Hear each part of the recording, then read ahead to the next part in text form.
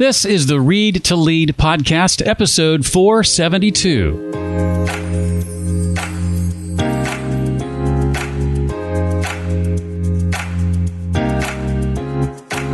If we dropped our preconceived notions based on this one very narrow view of language that we've learned, and we step back to think of it from a scientific and empirical standpoint and a historical standpoint, the view we get of language is drastically different.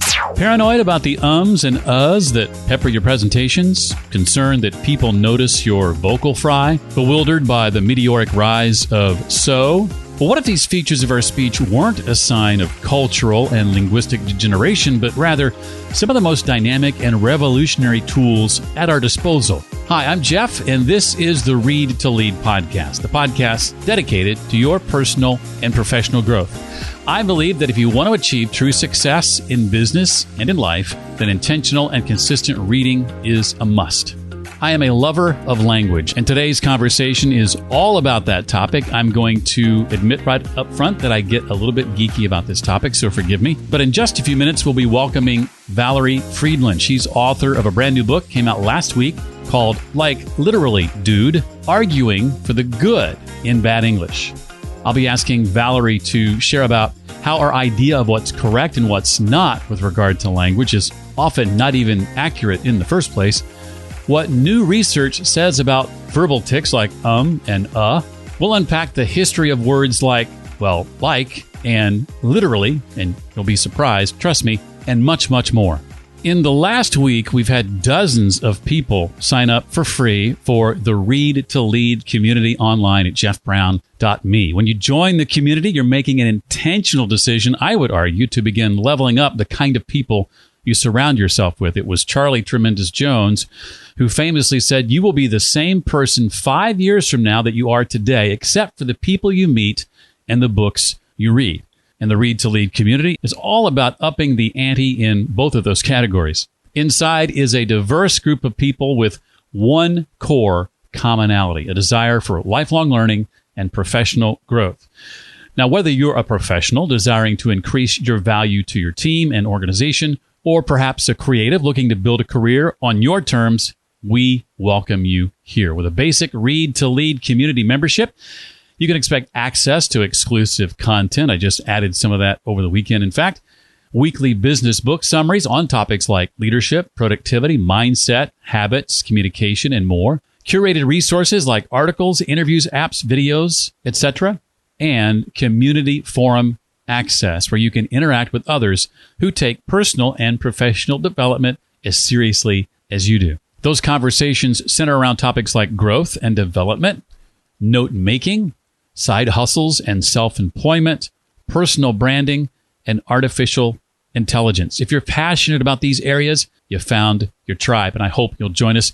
In just the last 24 hours, I posted an extensive book summary of the book Getting Things Done by David Allen, which first published back in 2001. And Mandy replied, how very timely. Just this past week, I started reviewing this book and listened to some of the GDT podcasts. I've previously read and attempted to put GDT into practice, but got away from it. I'm working to bring those back with a practice that is sustainable for me. Thanks, Jeff. And then Kathy wrote, thanks so much for a great summary of one of my favorite productivity books. I've loved GDT ever since I bought it back in 2001. Not saying I achieved perfect GDT status, but the principles have stuck with me through the years. Basically, what I'm trying to say is the Read to Lead community is a thriving community of nearly 400 people now, and we'd love to have you participate. Basic membership is free and available to you right now when you go to jeffbrown.me. I hope you'll check it out. Again, it's jeffbrown.me. Valerie Fridland is a professor of linguistics in the English department at the University of Nevada, Reno. She writes a popular language blog on Psychology Today called Language in the Wild, and is also a professor for the Great Courses series. Her new book is called Like Literally, Dude, Arguing for the Good in Bad English. Well, Valerie, I'm really excited to have you here. I like to think that this topic is one that's sort of been in my wheelhouse for a while. I'm certainly no expert as you are, but I can go back 20 years and remember reading a book on a similar topic, a book by John McWhorter, you may be familiar with, Doing Our Own Thing, The Degradation of Language and Music, and why we should like care. His take a little different than yours, so I'm excited to hear from you today. So thanks for being here. Thanks for sharing your wisdom today. Absolutely. I'm excited to be here. Thanks for having me. I wanted to first touch on something not connected to your book, and that's something I think more people need to be aware of. I certainly was aware of it, but I think a lot of people aren't. And that's the great courses, and more specifically, the work you've done with them. Tell me a little bit about that process. Yes, it's actually, it's a video and audio series. And I will say that if you're going to go out and get the great courses, it's called Language and Society, the one that I did, then I would suggest the audio one, because I think it's great to listen to while you're out walking or doing other tasks, just sort of one of those it's kind of like a podcast. So it's awesome in that way.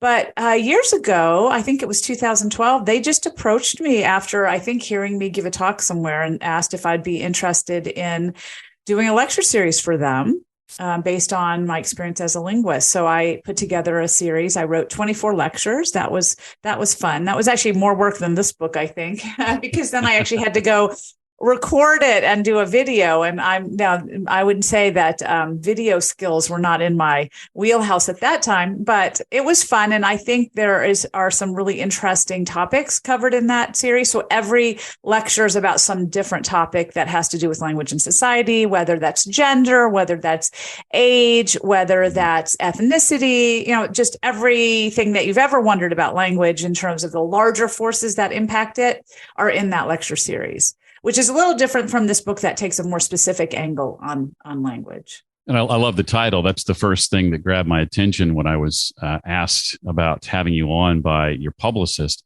But I was taken aback when I saw the subtitle. I thought, well, arguing for the good in bad English, is that even possible? Yes, it is. It's quite possible. You say that if you want to truly understand how language is used to express our social selves, we have to completely reimagine the way we think about language in the first place, right? So we have to start thinking about language like a linguist. So what does that entail exactly? Yes. And, I think I went through that same kind of revelation of looking at language differently. And that's how I got interested in linguistics when I was in college and I took a course. So, we grow up taking English classes and we grow up speaking and having these ideas about people based on the way they talk. Our parents instill ideas about language to us in addition to teaching us please and thank you. A lot of times, if we say things like, I goed there as a little kid, you'll say, no, you go there. So we have a lot of different sort of input into our beliefs about language as we grow up. But none of them are actually scientific, which I think is fascinating, that what we teach in school is actually not the scientific view of language. It's not based on understanding our psychology and how our cognitive system processes language. It's not based on articulatory mechanics of how we produce language, both of which have a big impact on how language looks and how language changes over time. And it's also not based on the true understanding of why we have variation in language. So, a lot of times we dismiss variation as bad English. So that's, for example, if someone says had went instead of had gone, or gotta go instead of must go, or, deletes a plural marker on $3. All of those things we see as mistakes or errors based on this one specific perspective on language. So, the idea that you get an English class about what language should be. But if we dropped our preconceived notions based on this one very narrow view of language that we've learned, and we step back to think of it from a scientific and empirical standpoint and a historical standpoint, the view we get of language is drastically different. And I think people don't realize that the view that they learn in school is only about 200 years old. And English obviously has been around a lot longer than that. And language has been around a lot longer than that. So we're actually getting, I'm not going to say it's a wrong view because it has a purpose in those contexts.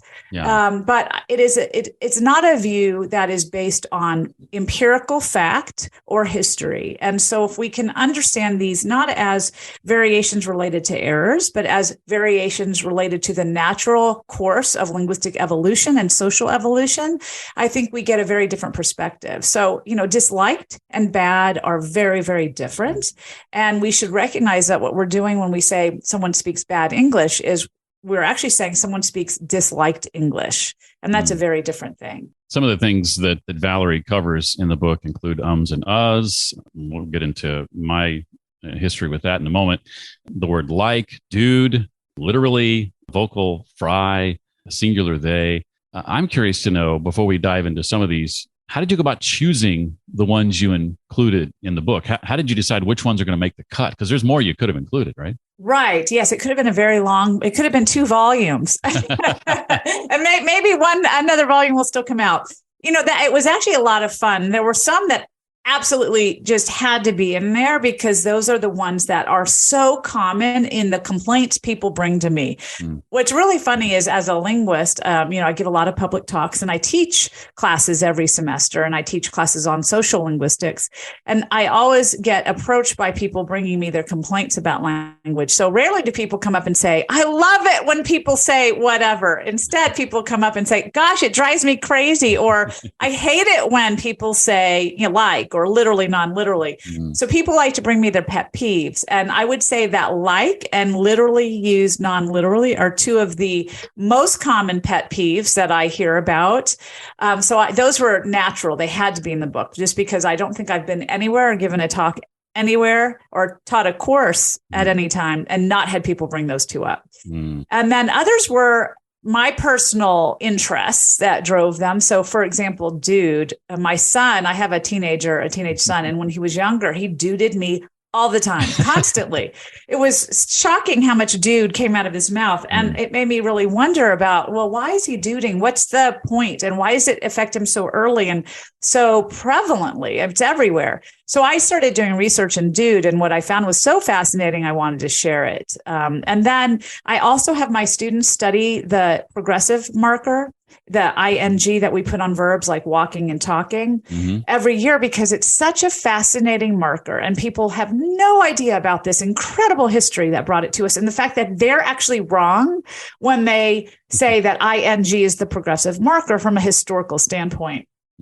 So I just had to add that one. And then, of course, singular they has been recently sort of allowed in from usage guides and MLA and things like that. So I wanted to cover that one because I know it's really a hotbed of controversy in linguistics at the moment, or in language, about why we need to have extra pronouns and this sort of idea that pronouns are supposed to be fixed, when actually the history of language of English shows us that's not true at all.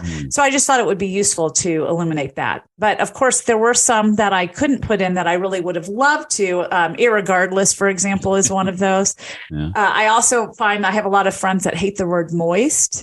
And there's some really fascinating reasons why we hate that word. So it was hard to choose. I had so many to choose from, but I had ideas, and then my editor and I kind of talked through which ones we felt were absolutely priorities. And that's what made it into the book. Well, my wife counts herself among those who dislikes the M word. Out of respect for her, I'm not going to say it. All right. Well, I'll have to write another book and include that one. Well, you hinted at this a moment ago, but talk a bit about how the changes in our language manage to just gradually creep up. Oftentimes, I think, to your point, it stems from our desire, I think, to project a certain persona at times. And something that surprised me that I was ignorant of is that oftentimes it's young women or women at the forefront of the changes that are happening. Absolutely. So I think there are 2 different parts of that question, and I can start with whichever you think is more interesting. But there's the question of how language change sort of creeps in over time. So that's sort of a historical perspective of what happens to make change happen.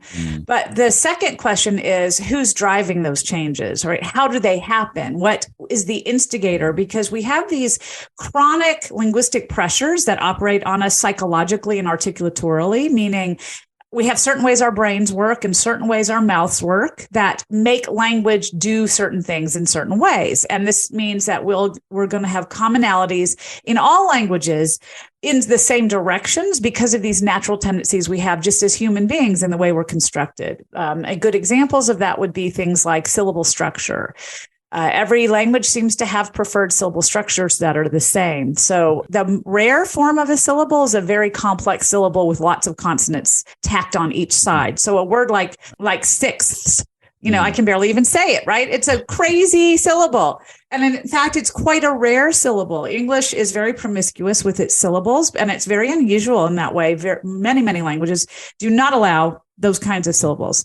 But one syllable that all language allows is a consonant vowel syllable like ma, da, pa, sa, right? All of those are very prevalent and very frequent. And what we find is language change in languages that allow syllables beyond that often operates to try to get those languages back towards a more optimal syllable structure.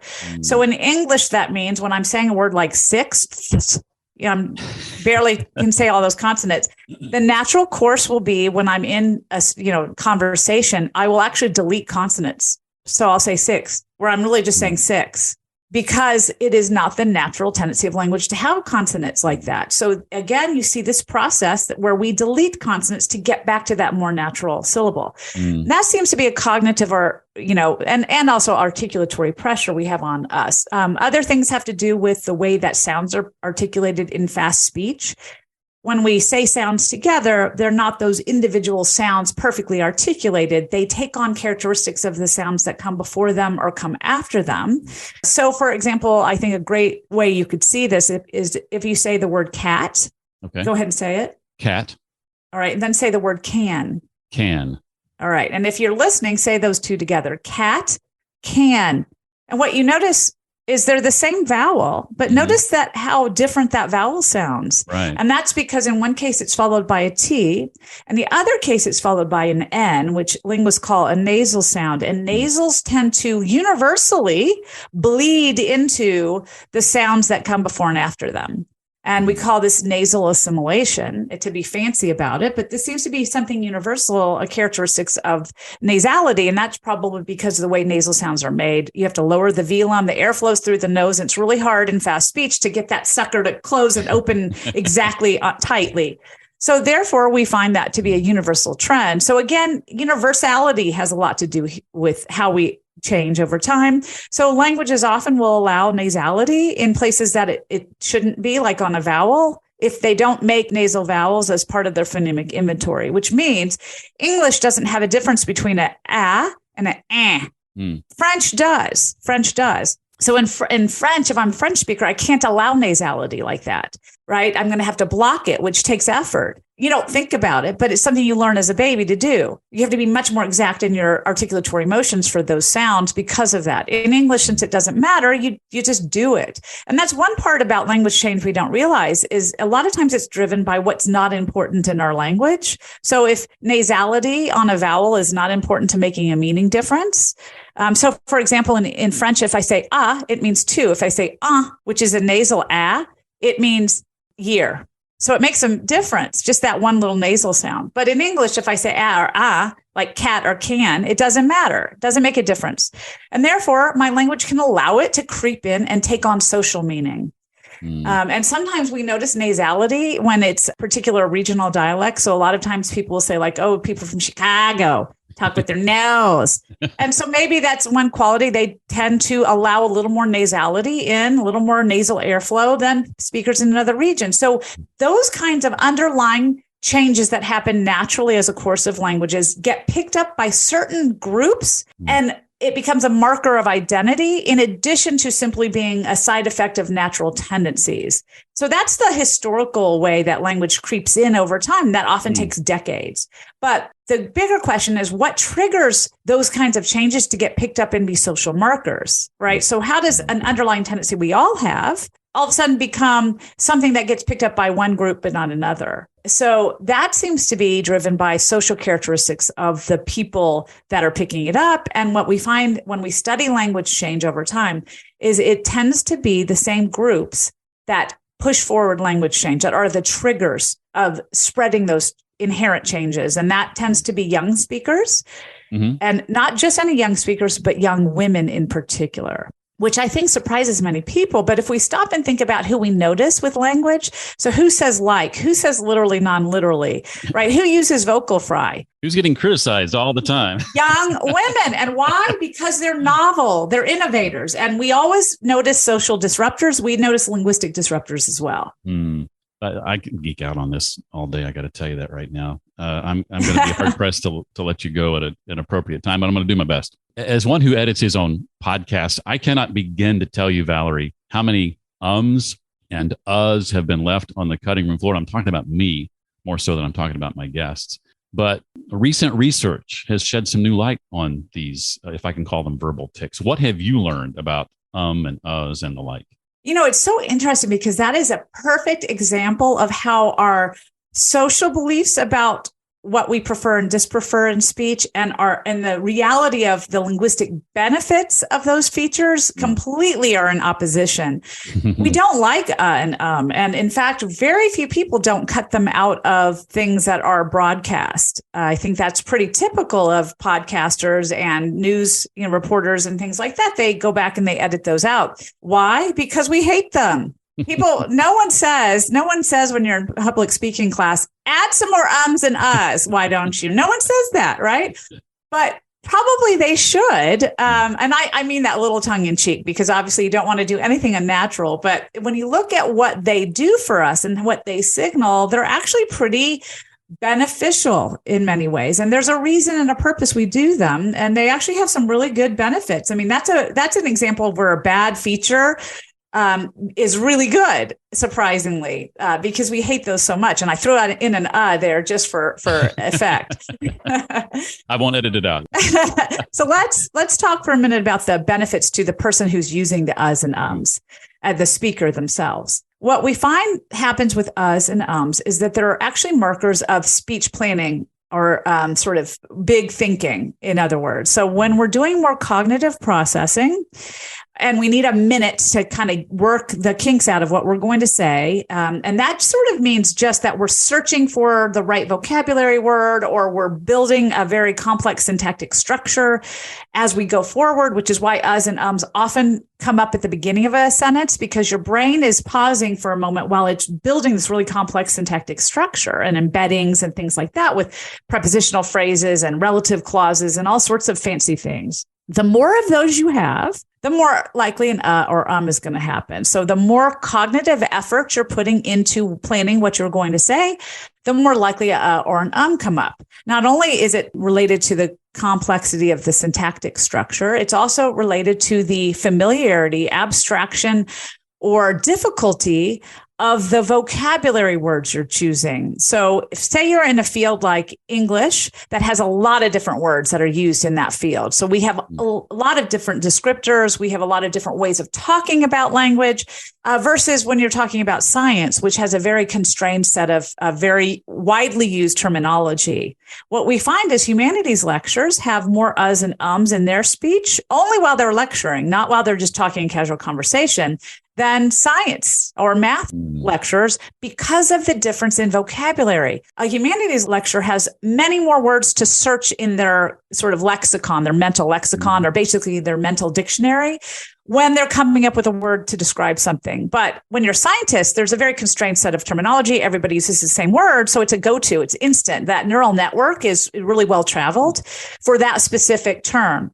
For a humanities lecture, that neural network isn't necessarily as well traveled because there's so many different neural networks to travel. So the amount of umming and uhing seems to correlate with how many words you have to choose from, how difficult those words are. So, fancy, difficult words that you don't use very often compared to very simple, frequent words that you use quite frequently, and how familiar you are with those words. So, I might talk about supply chain logistics every day, and therefore that word has a really sharp neural network. But for normal people, until the pandemic, at least, most of us had never even heard of that word. So it took us a while to get to saying that as quickly as we'd say a word like transportation.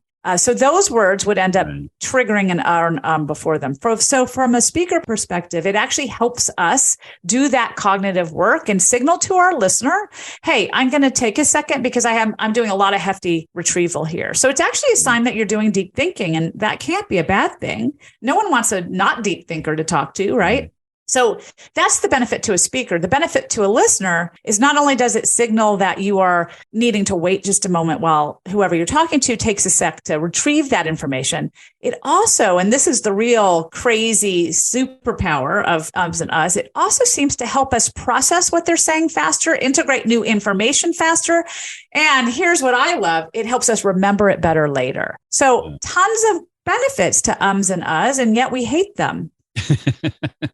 I love that you spelled that out. And I don't know if this correlates or not, but as you know, when I sit down with an author to interview them, I have typically thought about what I'm going to ask to the point that I've written it out. And I even send that to the author, as you've seen, so that they can have an idea of knowing what I'm going to ask and have a chance to think about what their answers might sound like or look like. Even then, though, I find myself, even though I know pretty much exactly 90% of what I want to say, there are a lot of ahs and ums in there. And I think one of the reasons I do that, and I do it more so than I would like, but I think one of the reasons I do that is because I want it to sound more spontaneous. I want it to sound not like it's, scripted. It's not necessarily scripted. I'm not doing anything verbatim anyway. But to me, the use of those ahs and ums or uhs and ums make it sound less so. Is there a validity to that, you think? And I do it subconsciously. I do think, sometimes what we find is if someone doesn't use any kind of discourse markers or filled pauses, which is what and are,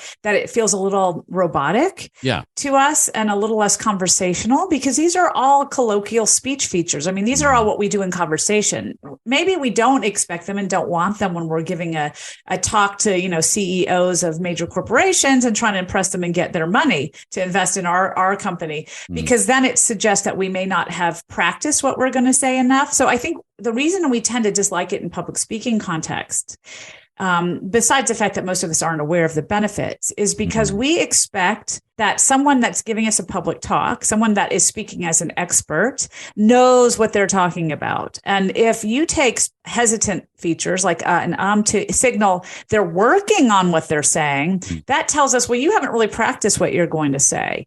Now, in normal conversation, no one should, right? It feels artificial. And in a conversation like you and I are having, the same goes. But when I'm getting up in front of 500 people and talking to them about something that's my baby, a company I'm trying to start or something like that, then people expect me to not have to hesitate before I talk about it. So I think that's part of the reason why we dislike them in public speaking context, is because of that signal of being very practiced and scripted, which is what we prefer in those contexts. Something I noticed too, and I don't know if this pertains to other people, yourself or others, but in conversations like this one, I mean, I've gone to the recording later and I've heard far many more uhs and ums than I thought I uttered in the moment. And sometimes from my guest, or I'll go through a conversation and realize the guest said, like every other sentence, and I didn't notice it in the moment necessarily. But when I listen back to it in the recording, suddenly it's obvious. Actually, it's pretty interesting because we find that to be true in almost any case with anything. So sometimes you'll listen to somebody and you're engaged and you're interested and you're intrigued with what they're saying. So the content is really appealing. And we don't tend to notice or even be able to estimate accurately how much of something people did in that conversation. And when we look at studies at and umming, we notice that people have different patterns. So certain people do tend to and more than others, and they call them heavy ummers. And there's also light ummers. So, there is some personality that's also involved in this. What we find, though, is when a speaker is engaging and interesting and their content is appealing, people are really not good at telling you that they ummed a lot, the person that's listening. But if you call attention to it and you say, oh my God, did you notice how much that person said, then all of a sudden, we call it the frequency illusion. You hear it everywhere, right? All of a sudden, it becomes very noticeable to you. So part of it is just the fact that you're engaged and your cognitive effort is not on the form of their speech, but the content of their speech and the delivery. So if they're very charismatic, a lot of times we tend to not notice those other things like fillers and filled pauses. So, a lot of it has to do with that. But I will say that people don't tend to accurately assess people that use moderate amounts of and Where we do find it to start to tip over is in the very heavy umming and uhing category. So when people are very heavy users, that does tend to get distracting and seem to draw people's attention. But when you're a moderate user, people actually are not accurate at assessing the difference between a light user and a moderate user. So I think people can relax about that. I'm reminded too, you talked earlier about ing at the end of words and lopping off the G. I noticed that for myself in recording conversations like this one, and my wife calls it my radio voice. I don't think that my voice doesn't change. I'm adamant about that. I spent 26 years in radio, but my voice doesn't change when the microphone turns on, right? I'm more articulate, I think, because of the situation that I'm in versus casual conversation. If I'm in a job interview, I'm going to be thinking more about how I'm saying what I'm saying than if I'm with my buddies on a Wednesday night at Buffalo Wild Wings or something, right? And so I like to think, and I think back to a conversation I had with Michael Port about this, a guy who wrote a book called Steal the Show, a book about public speaking. He comes at it from an acting background, acting perspective. And he talks about this term that we use as a pejorative. When we talk about people being chameleon-like, it means that they're not true to themselves, basically, right? But he points out that really a chameleon changes its colors to adapt to its environment. It's never not a chameleon. It's always a chameleon. And so I feel like that much of these changes that we might go through as individuals in a single day, where in one situation we might use one type of language, another situation we might use another, is never a situation where we're not being ourselves. It's us simply adapting to the environment that we're in. Absolutely. And I think I would argue that your wife is right, that you are changing, but I think the idea is that that's not a bad thing and everybody does it. So in linguistics, we call this, I'm going to give you a fancy linguistic lingo term here, a speaker's linguistic repertoire. And so I think that it's better to think of it as your repertoire, which is a good thing when you have a repertoire of something, right? That means you have flexibility that you can change to what is necessary at that moment. And we don't live in the same context and the same situations and with the same conversational partners every day, all the same, all the time. We change it up. We change it from people we need to have very formal standard speech with to people, like you've said, your friends at Buffalo Wild Wings, that we actually would be weird if we did that. I mean, who wants to go out with your boss, right? Nobody. I mean, maybe some people want to go, but your boss's language, right? In those formal contexts, or imagine going to a job interview and them taking you to a bar. You're not going to be comfortable there. It's not going to be at all the same kind of Friday night that you're thinking of with your friends. So it's natural for us to shift in those contexts. We also shift depending on topic. So it's not just who you're talking to, it's what you're talking about. So when you argue, you usually use more formal speech features actually than when you don't. And I also heard a really fascinating study at an academic conference. I don't think it's been published yet, but some students from Stanford, so graduate students in linguistics, studied the difference between talk show hosts during the pandemic, talking to guests over Zoom, and those same guests on that same talk show host prior to the pandemic in person. And they found a big shift in terms of formality over Zoom. So it seems like being on camera, being on this video in this sort of awkward context, I guess, especially at the beginning of the pandemic, made people shift towards more formal features in their speech from when they were relaxed and in person. So situation has a big impact as well. And if we didn't shift, we wouldn't be considered appropriate speakers. We'd make people feel awkward and sort of like it was not what we should be doing. So your repertoire is a valuable part of your personality. And some speakers have a larger repertoire than others. And it's sort of like speaking two languages instead of one, even though Americans are often skeptical of people that come over, that learn English as a second language, that come with the first language. They're actually more cognitively successful over the long run in terms of using more of their brain, having better aging processes, using more important skills over time than people that speak just one language. There's a good amount of research that suggests bilingualism is very beneficial to you cognitively. And yet we have this instinct to dislike people that don't speak English as a first language. Unfortunately, that seems to be a tendency. Well, the same goes for people that are bidialectal, that have much more range in that repertoire, which is interesting because you and I both have a range in our repertoire, but it's not as great as someone who came into the standard English school system, for example, from a non-standard dialect background and had to shift even more to get to that kind of model. So then they have a really big range. So what differs between us as speakers of a dialect of American English is not that we have bad English versus good English, but the difference in how big of a repertoire that we have. As someone who did not do very well in French class in high school, enough to be able to fluently speak the language, I'm going to embrace my public speaking as a second language. That's my second language. I think that counts. And it gives you a bigger range because you use that very formal, articulate kind of speech more often. So I'm going to give you the gold star on that one. We touched on this earlier, but I'd love to get some more sort of detail from you with regard to expanded use of the word like, that I think a lot of people, teachers and parents probably mostly kind of put in that laziness, rebellion category. How might this be misguided beyond what you talked about already?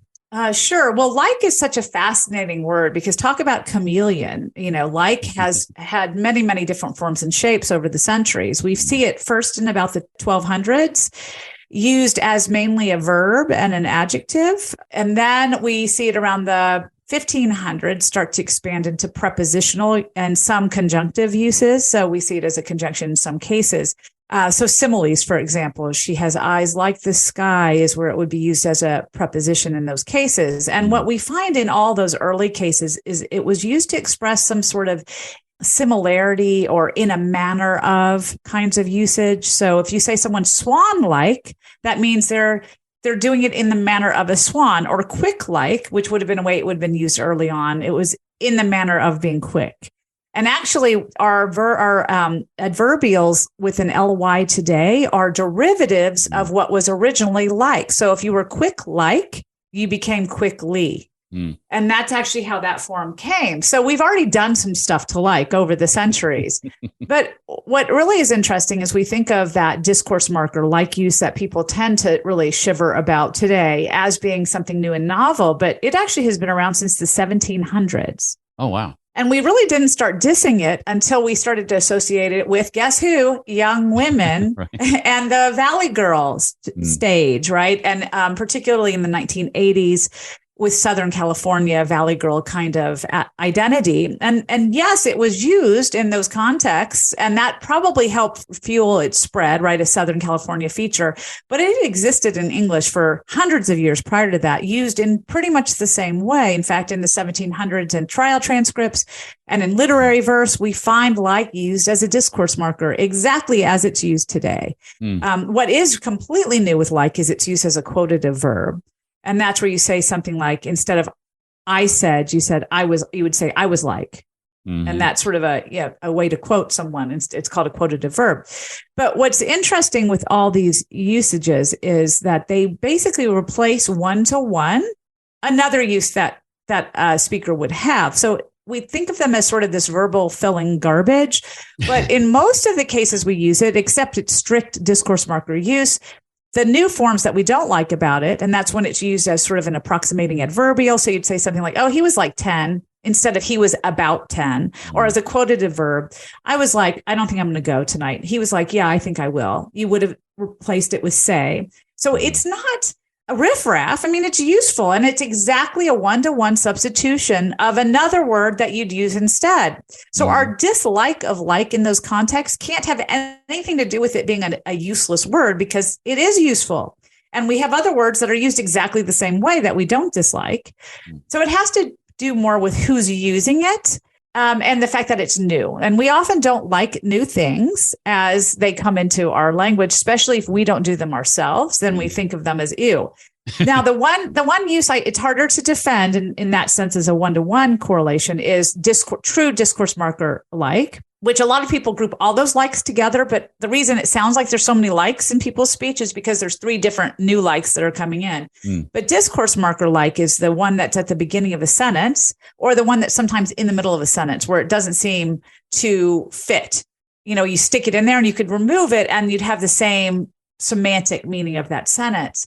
And that one, people, especially older people, really don't like because they feel like that's useless and verbal riffraff. But remember when I was talking about the prepositional conjunction uses where it signals similarity or in the manner of or some sort of approximation? Well, what does that like do that we use as a discourse marker? It actually serves exactly the same function. If I say something like such as, see, there's like creeps in everywhere. If I say something such as, I went to this party and it was like, okay.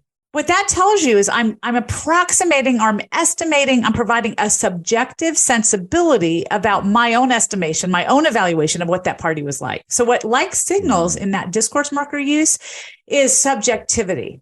So it is a signal to you as a listener that this isn't any kind of, assessment from an objective standpoint of what happened. This is my own personal opinion. And I want to signal that by providing this sort of approximating inexactness with this marker like. What's fascinating is it actually is the same purpose or function that has derived from like over the centuries, where like is a conjunction or like is a preposition expressed in exactness but similarity. And that's what that like does. So long story short, even though we don't like, see how prevalent like is?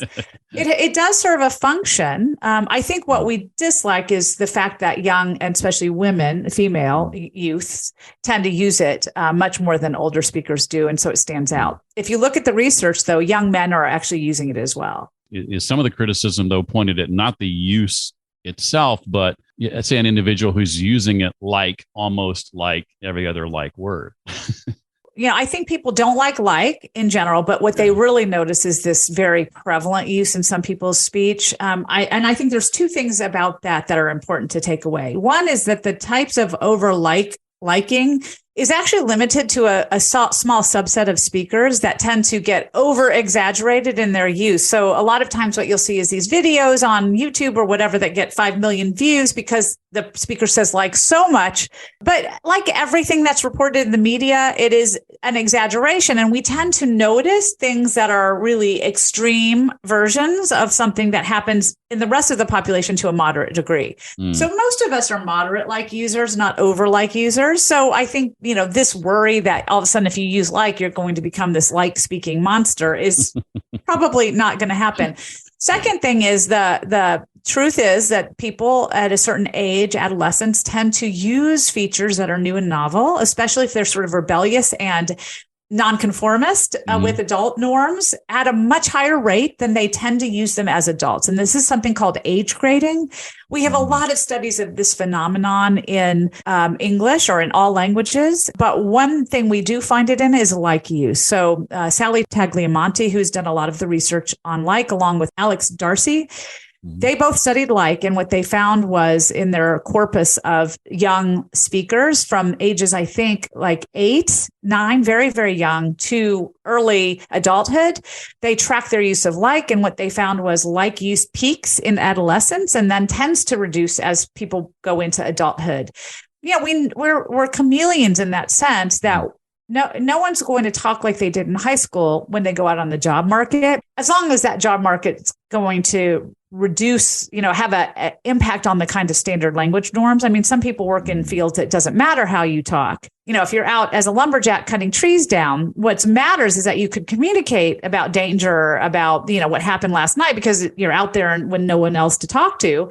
What doesn't matter is that you're using highly standard speech. So if you could like all you want out there, no one cares. But bank tellers tend not to have that same kind of loose language norm. So obviously speakers that are young use a lot of like because that's really cool at their age. And it signifies this identity or this quality that's really important to them. One of the things being that it's anti-adult. As they age, even though parents fret about it, they do reduce their use. And in fact, we have good studies to back that up, that age grading happens all the time. And it does happen with like. So I think you don't need to worry. And you're saying that as a mom, too. As a mom, yes. I mean, my daughter is an avid like user, but I've noticed that her use peaked. She's almost 16 now. And I'd say around 13 or 14, she used a lot more like than she does now. She's actually self-monitored her use of like so that it's not as cool as it was. And that's what happens. I mean, parents aren't impacting your kid's speech. Good luck with that one. But life impacts their speech and they adjust because they notice the different pressures and the different social identity that projects may or may not be what they want at that moment. We talk about like a lot, too, has been written about the misuse of the word literally, or as our British friends might say, literally. Talk a bit about the history of that word and the subject really of intensifiers more broadly. That's actually, I'm laughing because my husband actually is constantly telling me I'm an over-exaggerator. And I actually start that chapter with a story about my husband because I'm constantly like, oh my God, I'm so literally frozen. And just last night I was at my daughter's track meet and we've been having a lot of snow and cold weather. And as the light, and anybody who's ever been to a track meet knows they go for like 20 hours. I just use like perfectly that way to estimate, didn't I? And this one was no different. It went long into the evening and it got really cold when the sun went down. And so my husband came over and I said, I am literally frozen. And he goes, there you go again with your exaggeration. So I get it, because I know a lot of people find that as sort of hyperbolic and not desirable to use literally, non-literally. But literally is part of a class of words that we have, what we use more broadly in English, called intensifiers. And they're usually adverbs of manner that we use in front of adjectives to boost or emphasize what that adjective's quality is. And that is things like terrifically, fabulously, completely, very, so, pretty, really. Those are all intensifiers. What's fascinating about intensifiers, and literally is also part of this class, is they generally are words that at one point in English meant something very different. But they meant something that involved a high degree of something, or 100% of the qualities of something, or a very large part of the qualities of something. So a great example of that is the word very, which came to us from French. And in modern French, there's the word vrai. And if anybody speaks French, if you say c'est vrai, that means it is true. And vrai actually comes from the Old French vrai, which also got taken into English in the Middle English period when French was very influential on English as vrai. And that's where very comes from. And its original meaning was true. So in, texts from 1400, you'll see things that will say he was vrai in word and deed, which means true in word and deed. Or you see Jesus described as a very prophet in early renditions of the Bible, which means Jesus was a true prophet. So its majority use until about the 17th century for very meant true. But what does true mean? True means it has a lot of the qualities of whatever you're describing, right? If he's a true prophet, he's 100% of what it means to be a prophet. So it can also signal degree. And even by Chaucer's time, even early in its history in the 14th century, we find a few subtle uses of very, meaning not exactly true, but more degree. So, for example, in one line, Chaucer says in the Canterbury Tales, he was a very proper fool, obviously with much better of a Middle English accent. And that means he was very much a proper fool. He was a true proper fool, where true's meaning a degree. So we see it very subtly start to shift so that every once in a while it's used not to mean just true, but to mean true in the sense of degree. By the 17th century, that's the majority use of very. And the use where it means true or actual becomes its very minority use. So you can still use it that way today. You can say, on this very spot, he died, which means on this true spot, on this actual spot. It doesn't mean high degree. So it now has shifted so that the use of very is more towards its only degree sense and not towards its actual original sense.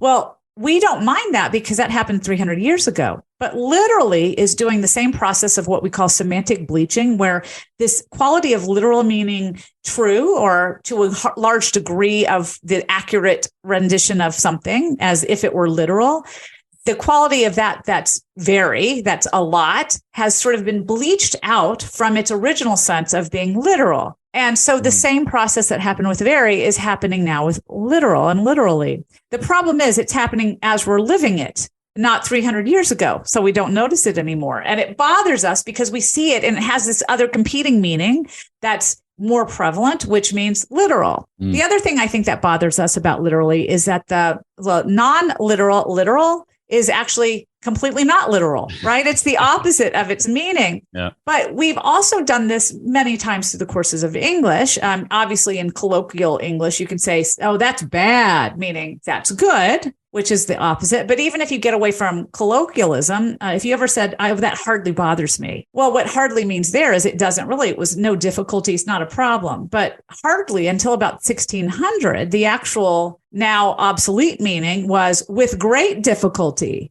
or vigorously. So it's actually come to mean the opposite of its original meaning, or awful. When you say something's awful, it's bad. But actually, originally, awful meant full of awe.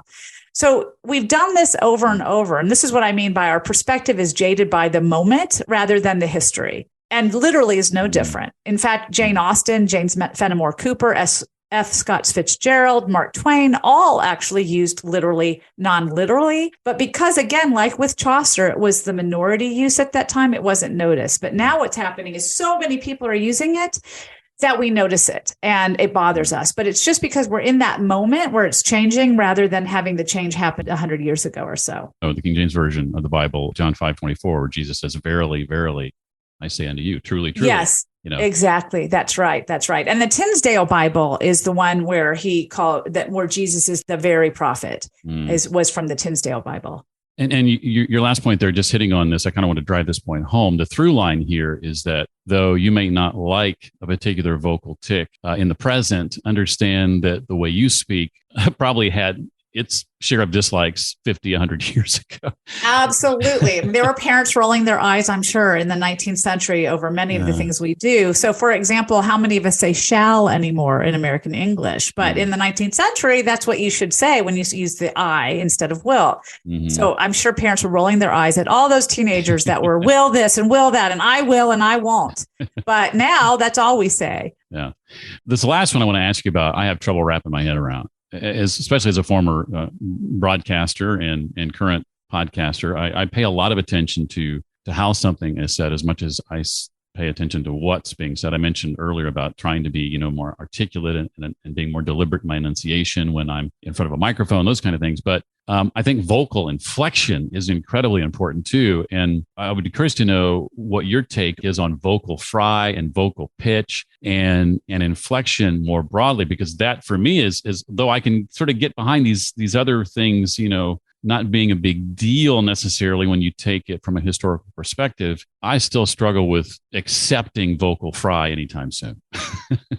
Yes. And I love, that you're honest about that, because what's interesting is I think if I put you on a sort of acoustic waveform measure, that we would find fry in your speech, especially that you have a low pitched voice. And fry, essentially what vocal fry is the sort of bunching up of the vocal folds to make them heavier and thicker, which makes them vibrate at an irregular rate. So they vibrate more slowly and they vibrate irregularly. When you're in a low pitch frequency, it's less noticeable because that drop in pitch to get to that irregular pulsing of the vocal folds is a much smaller drop. For women who start at a higher pitch more generally, that drop is more noticeable. And that's why I think women get called out for fry, because actually fry is a male feature predominantly, or at least that's how it's been studied previously. Before the 2000s, when fry got called out in women's voices all the time, the studies that have been done on fry, mainly in British English, had suggested it was a hyper masculine feature, in fact. So there was a really interesting study done in 1988 that looked at different dialects of British English and the amounts of fry in those dialects. And they found that fry was used by men 3 to 10 times more than women. And the difference being which dialect they were from. So it was not only gendered, but it was also regional. So certain regional dialects tended to do it more than others. But in all the dialects, men fried quite a bit more than women. And the perception, when they studied the perceptions of fry in men's voices, was that it gave them authority and status, and that it was sort of the mark of a higher, well-bred, educated person. So what's really interesting is the same feature that's studied in, a different group can be found to be eloquent and educated and authoritative. But when we look at it in a group that tends to have social stereotypes about them more generally that don't have those qualities, we don't look at it the same way. So I think it's important to call out that the same feature gets judged positively when used by a different group. But when young women use it, which seems to be the population that we notice in American English, and it does seem to be true that they use it more in American English, young women, than men, that it's negative. And that has more to do with the social stereotypes we have about women's voices and the ideas about where women's voices should appear. And the fascinating thing about vocal fry is when it started to appear in women's voices in America, seemed to correlate with the increasing number of women in broadcasting. So it's really fascinating to me that you, as someone who's worked in broadcasting and professional speaking for your whole career, really does notice it. It's not surprising because that seems to be where it first started to appear. There were some studies in the 1990s done on broadcast news, and they compared men's speech in America to women's speech in America in broadcast professionals. And what they found were those speakers, women were using vocal fry more than professional speaking men, so more than broadcasters, male broadcasters. Now, in the early 2000s, where we start to see a lot of the literature coming about with, oh my God, there's vocal fry in women's voices. It sounds so awful. It's grating. It's annoying. Why are they doing it? It's going to kill their job opportunities, blah, blah, blah. A similar study was done, and I think it was about 2004, where they looked at women in professional voice settings and men in professional voice settings, so newscasters, those kinds of things, compared to men and women not in those settings. And they found something very similar to the earlier study, that women in broadcasting used more vocal fry than men did. But normal men and women, ones that were not in professional voice context, used about the same amount. So one thing I think it's true about vocal fry is this prevalence of vocal fry in broadcast settings on like NPR, which is where we hear a lot about complaints about women's voices on NPR having vocal fry, has actually highlighted vocal fry to a point in women's voices that isn't accurate of the general population. So it's made it more noticeable to us. And then we sort of generalize that to all women. But it is true that young women do use it about twice as much as young men. In studies that have been done, like around 2010, there were a number of studies, and they suggest that young women in America use it more. I think the trick is to think about why they might be using it more. If we think about where have women's voices not been welcomed, professional settings, what are the kinds of voices we do like in professional settings, and what kinds of voices get better ratings in professional settings? Well, not high voices, low voices, masculine voices. That numerous studies supports our association with low voice pitch, with the qualities that we like in leaders, with the qualities we like in professionals, with the qualities we like in assigning people professional competence authority ratings. What doesn't a low voice get ratings for women? Attractiveness. But what does a man with a low voice get? Attractiveness. So men don't need to alter the voices to be professional or attractive, but women do. Because to be an attractive woman, you need a higher voice. To be a professional woman, you need a lower voice. What does vocal fry offer? Excursions into low pitch while you have a higher voice. So I think it's a really fabulous solution to that sort of double bind that women are in, where they want to have a lower pitch voice for a professional authority sort of projection, but they also want to be feminine. And so they sort of do this excursion into low pitch with vocal fry without giving up their higher pitch elsewhere, which then, of course, makes the vocal fry more noticeable because it's a high pitch to low pitch excursion. Related to this, the voice changing is another book I want to bring up. I don't know if you're familiar with, I mentioned the John McWhorter book. Are you familiar at all with Change Your Voice, Change Your Life by Dr. Morton Cooper? No, I do know John McWhorter's work quite well, but I don't know that. Yeah, this goes back to 1984. And there's a quote I pulled out that I just kind of want to get your take on. I didn't plan on asking this, but the paragraph is this. It says, the voice you use is one you chose to imitate, either as a child or as an adult. It's perhaps that of your mother, your father, role model from an impressionable period of your life.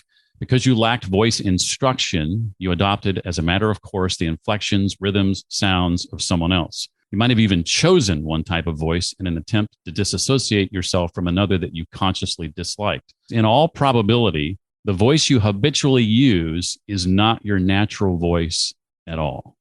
From a linguistic perspective, I'm not sure I would agree with that. There's a lot that we find with voice and heredity, and we also find there are a lot of things that have to do with pitch, with sort of the thickness of your vocal folds and how long they are. So there are certain biological characteristics of voice that I don't think are completely arbitrary. But that said, I absolutely agree with the part about as we learn to be a man, a woman, a standard speaker, a broadcast professional, whatever we see ourselves as we're growing up, has a huge impact on the way we alter that biological basis for voice pitch. And absolutely, if you look across cultures, you see that the way that voices are in those cultures is very much dependent on the type of culture that we have. So in cultures, for example, where gender distance is greater, there's a greater distance in male-female voice pitch, because we find that even though there might be some underlying biological predisposition to have sort of longer, thinner vocal folds or shorter, fatter vocal folds, or, different weights of vocal folds that have an impact on your speech as a man or woman. So men, for example, have heavier vocal folds than women on average. You can stretch your vocal folds out to make them thinner and you can bunch your vocal folds up unconsciously even to make them thicker. So you can alter that voice pitch.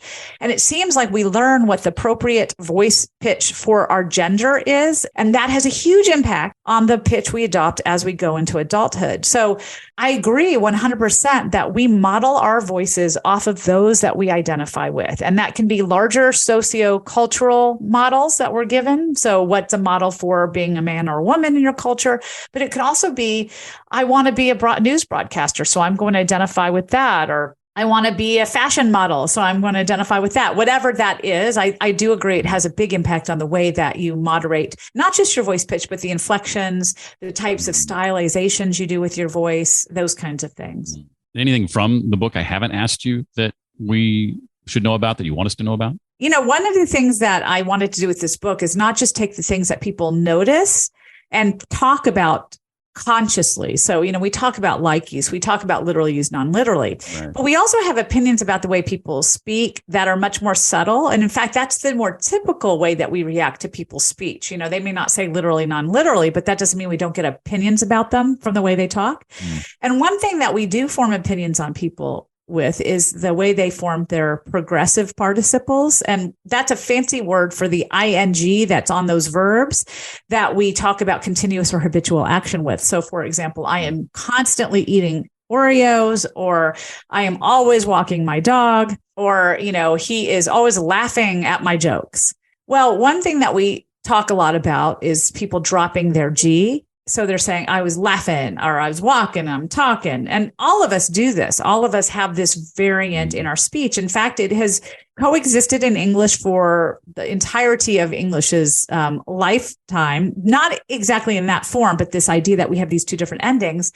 And we do it for a really big social purpose. So think about when you're out, as you said, at the, Buffalo Wild Wings with your buddies. If you walked around and said, I was talking to my friend and we were considering whether we were going there, you would have no friends, right? No one would want to hang out with you if you talk that way. Instead, you're like, yeah, I was talking to my friend and we were considering going over here. I mean, that'd be normal. That would be informal, casual. That would signal we're close, we're friends. When you go to talk to your boss about, how you screwed up on the last report, you better have those G's with you because you want to sort of have formality and seriousness, which seems to be signaled by ing.